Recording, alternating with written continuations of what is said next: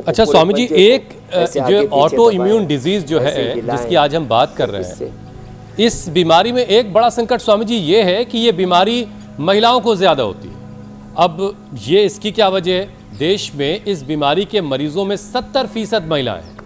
अब इसकी बड़ी वजह यह है कि हार्मोनल चेंजेस, जेनेटिक और उनका खास इम्यून सिस्टम उसकी वजह बताया जाता है। अब स्वामी जी, महिलाओं को इस बीमारी से बचने के लिए पुरुषों के मुकाबले क्या कुछ अलग करने की ज़रूरत है? क्या ऐसा वो खास कर सकती हैं कि वो ऑटो इम्यून के टारगेट पे ना रहें? कम से 3 चीज़ें करनी पड़ेंगी। एक तो महिलाओं का जो मासिक धर्म का साइकिल है वो ठीक रहना चाहिए, उसके लिए दशमूल का प्रयोग करना चाहिए। घर में अश्वगंधा, शतावर 1-1 ग्राम लेते रहना चाहिए बचपन से ही माँ बहन बेटियों को। दशमूलारिष्ट या दशमूल का काढ़ा, या हमने एक उसका बहुत ही रिसर्च एंड एविडेंस बेस्ड पूरा मेडिसिन का पूरा एक आविष्कार कर दिया है, नारी कांति वटी या सिरप, इसका सेवन करना चाहिए।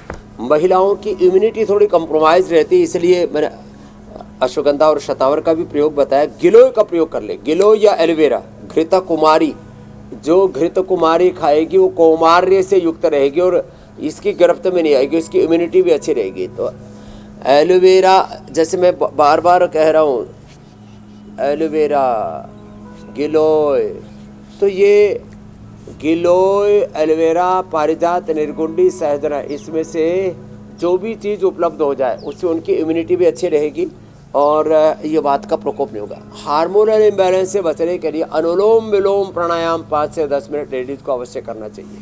नहीं तो पीरियड के साइकिल से लेकर के फिर जब पीरियड बने होते हैं तो मेनोपॉज से लेकर के बहुत सी ऐसी दुविधाओं से महिलाओं को गुजरना पड़ता है। करो माँ बहन बेटियाँ, सब ये अभ्यास रोज़ करती रहे। अब देखो, ये स्थित कोण आसन ये करते रहे तो न तो ओबिसिटी होगी, ना जो है ये लीवर किडनी की, ना जो है यूट्रस में पाइमस, ओवरी में सिस्ट, और ना पीरियड की कोई दिक्कत। एक ये और एक ये। अब एक बहन का तो अभी आई नहीं था, उसका थायराइड की प्रॉब्लम थी। थायराइड भी ऑटोमेटिक डिजीज में आता है। माताएं बहनों को खट्टा बड़ा पसंद है, तो खट्टा कम करना पड़ेगा। सुन लो ये बहनों, खट्टा बहुत ज़्यादा पसंद होता है लेडीज़ को, पता नहीं क्यों।